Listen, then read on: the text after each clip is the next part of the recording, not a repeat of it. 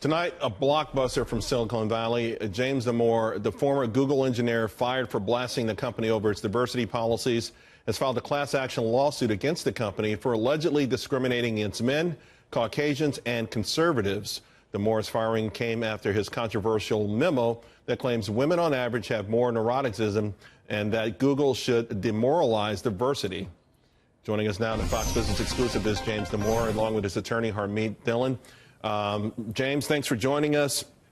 This class action lawsuit that you filed comes after your very extensive memo, someone calling it actually a manifesto. And just to share with the audience some of the observations that you made with respect to women: an openness directed towards feeling and aesthetics rather than ideas.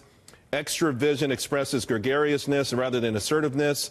Also, neuroticism, higher anxiety, lower stress tolerance. And you suggest that perhaps these are trends from women that would explain why they haven't advanced as far in Silicon Valley and companies like Google?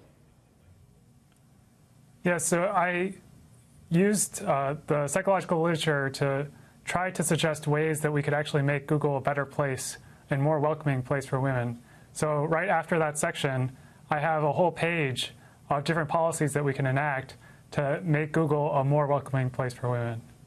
So then why was it interpreted then not as a memo to help women, but a memo that dissed women, that sort of argued that perhaps they weren't up to snuff with respect to the rigors of working in Silicon Valley at the upper echelons? At least my interpretation is that they felt it was a challenge to the orthodoxy and it needed to be silenced, so they smeared me and anyone that supported me. Well, there's no doubt that Silicon Valley has, over the last couple of years, admitted to some forms of discrimination, or at least some struggles and challenges when it comes to black, Hispanics, women, and others. So where do you think they differ with the root causes of this from your memo?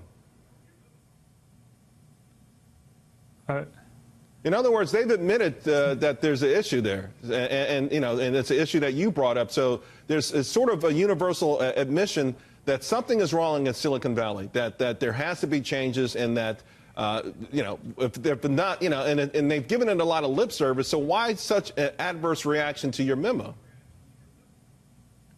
Because I offered a different perspective than the orthodoxy, which they said the only cause for the gender gap was sexism, while I said that, it's well established in the psychological literature that men and women approach their careers differently, and that causes different interests in careers, like more women in teaching and nursing and more men in engineering. That's a good. It's not just discrimination. Right, but that's a general observation. We're talking specifically with respect to Silicon Valley, though. Again, if women in your mind are on average have an openness directed towards feelings and aesthetics rather than ideas, so does that mean that they're disqualified for the upper echelons of the industry? No, not at all. And Silicon Valley isn't unique in the gender gap. About 20% of computer science graduates are women, which matches the percent of women at Google. So it's not that Silicon Valley itself is toxic. It's just computer science appeals to different people. It doesn't appeal to most people in general, actually. I think the argument, though, is the ability to climb up the ladder, right? We know when these companies check these lists off, it doesn't always include women in these fields that ultimately can become CEOs in these jobs or these titles that ultimately give them more decision-making power with respect to these companies. Again, they've all sort of admitted it. So the other part of your suit, discrimination against conservatives and white men. Explain that for us, please. So there's continued harassment and career sabotage of anyone that expresses a conservative viewpoint. And there's constant shaming and attacks against white men within Silicon Valley. And this creates a really toxic environment at Google.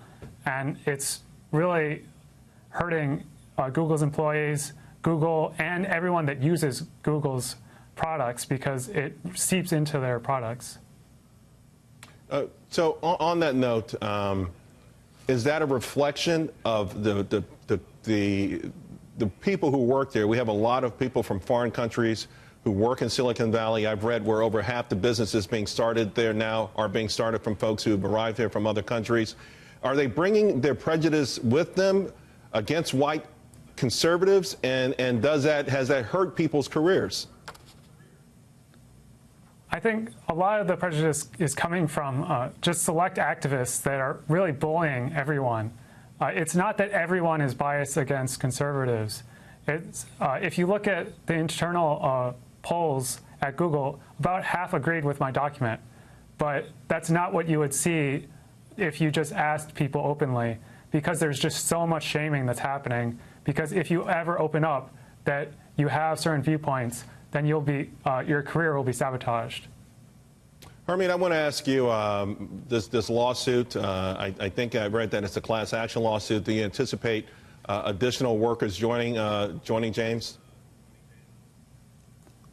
Well, let me speak to that, Charles. I mean, the situation is that we just filed this lawsuit today. It has 3 subclasses, and we absolutely expect other people to join the lawsuit. Now, several of the people's stories who are told in the lawsuit, their names are not used in the lawsuit because some of them still work at Google.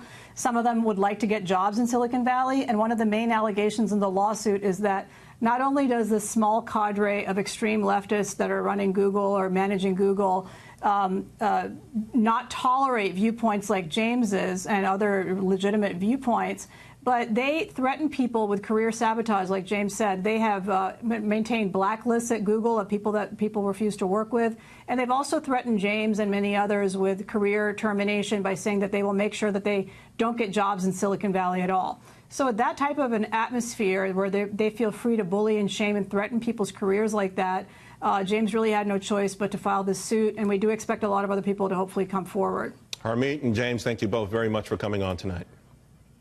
My pleasure. I should also let everyone know we did email Google for a statement so far.